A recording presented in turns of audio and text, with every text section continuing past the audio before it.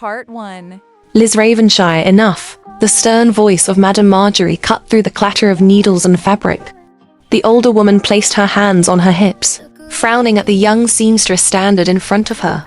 "You've been here before dawn again, haven't you? Every stitch on these gowns finished before the other girls even arrived." Liz looked up. "I only wanted to get ahead, madam. The orders would still be here in the morning," Madame Marjorie snapped, her tone sharp but not unkind. "You're doing 3 times the work of anyone else in this shop. And for what? I'm not even paying you 3 times more."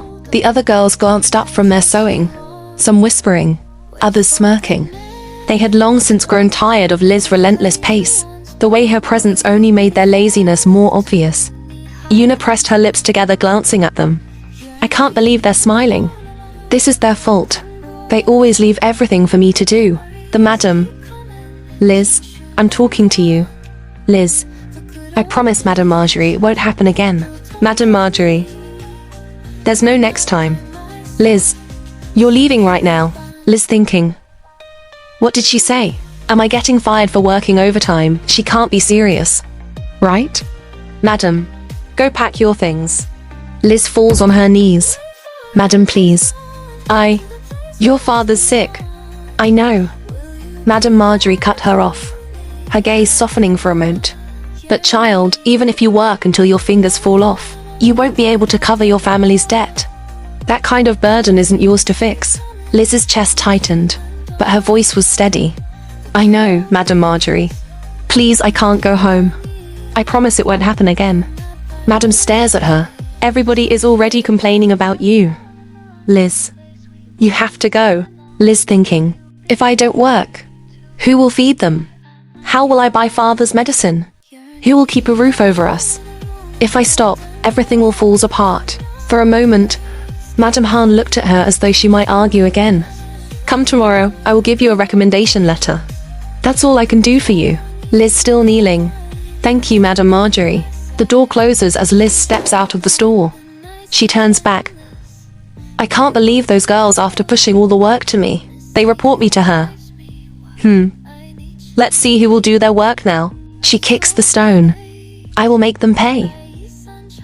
She spills into the narrow street. "This is what I get," she muttered under her breath, "for never bothering to find out which story I entered. My name is SEO Una. Back then, I didn't have much of a family. Technically I did, but calling it a family was generous. My parents fought like enemies under the same roof, until their marriage collapsed, and they tore me in half with it. I chose to follow my mother, but maybe I shouldn't have. She was a woman who filled our home with strangers, men who came and went like the tide, men who looked at me with eyes I learned to avoid.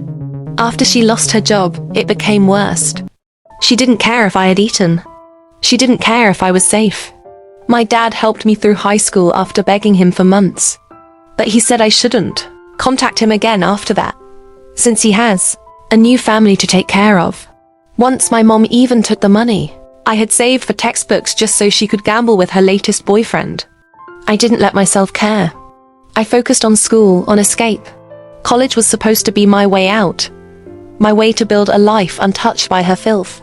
I worked shifts until my bones ached, borrowed money I could never repay. Sleep was a luxury I couldn't afford. And one night, bent over my desk, I pushed myself too far. The darkness closed in, but when I opened my eyes, I was somewhere I didn't recognize. At first, I thought it was a dream.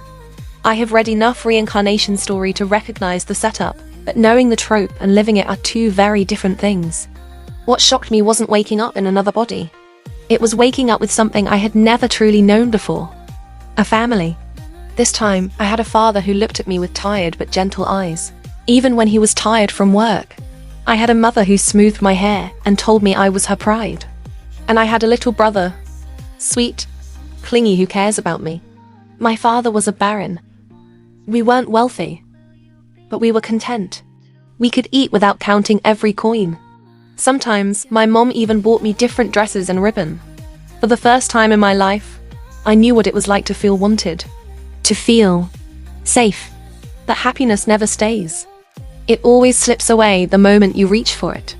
6 months after I arrived, my father invested everything we had into publishing his book. He dreamed of becoming a writer, of leaving behind a legacy through words. He poured our savings into his manuscript, begged investors, and when it failed, as it always had before, my mother said it wasn't the first time he had done this, that his obsession with seeing his name in print had already ruined us once before. She was right, but she still walked out, abandoning him, abandoning us. I stayed. Because how could I not? And then came the final blow. Just 2 months later, Father collapsed. His body, worn down by years of disappointment, failed him. That was when I discovered the truth. He had borrowed money again. Heavy sums, all to push another book, another hopeless dream. I wanted to scream, to hate him, to blame him for chaining us to his failures. But when I saw him lying there, pale and coughing, I couldn't. Someone had to care for him. Someone had to hold the pieces of our family together. That someone was me. So I picked up a needle, thread and scissors and worked. Day after day, hour after hour. But no matter how hard I pushed myself, a seamstress's wages were almost nothing. Not enough to climb out of debt, not enough to heal him, not enough to secure my brother's future. As if that wasn't enough. Later I realized where I was. This world, it wasn't just any place. I recognized the name of the Queen. I had stepped into a story I once read, skimmed half-heartedly, never caring to remember the details. This story I stumbled into, it wasn't just about a kingdom. It was about her, the evil villainous queen, the villainess who destroyed everything out of jealousy. She had accused the dragon-blooded heir's family of treason, stripped them of titles and lands, and forced him, the proudest noble in the realm, to kneel as her knight commander. His honor, his pride, his family name, all shattered beneath her heel. And as if humiliation wasn't enough, she sent him to war, to eliminate him, disguised as loyalty. But the battlefield did not end him. It changed him. His dragon heritage tore free. His fury ignited, his fire devoured. His strength rose beyond human limits. He returned alive, unstoppable, and when he did, he struck her down, burned her throne, and drowned her kingdom in flames. The story should have ended there, in fire and blood, but fate gave him more. The heroine appeared, his destined mate, the only one who could soothe his rage and calm the beast inside. With her, he built a new world. With her, he finally had peace. That was the story. And in 1 year and 6 months, it will begin. She slipped into the crowded market. The streets were alive with chatter. Vendors hawking fresh bread, children darting between stalls, old women haggling over turnips. I need to get out of this empire before the story starts, she muttered. If I run now, maybe I can outrun fate itself. I thought of running away in the night, disappearing over the border, free of the Queen and her doomed court. Or maybe I could marry the cold Duke of the North who will save me. That always works. Then he will pay my debt, because he's going to fall in love with me. Or I can make him fall for me, steal his things and run away with my family. Her laughs echoes through the market as people turn to look at her. Liz. What is wrong with you, Liz? That will never happen. Just then, sister, a familiar voice pierced the noise. She turned just in time to see her little brother darting away from a merchant stall, his arms flailing as he ran. His face lit up like the morning sun. There goes my escape plan. I can't leave without my baby. She sighed, though she couldn't stop the smile tugging at her lips.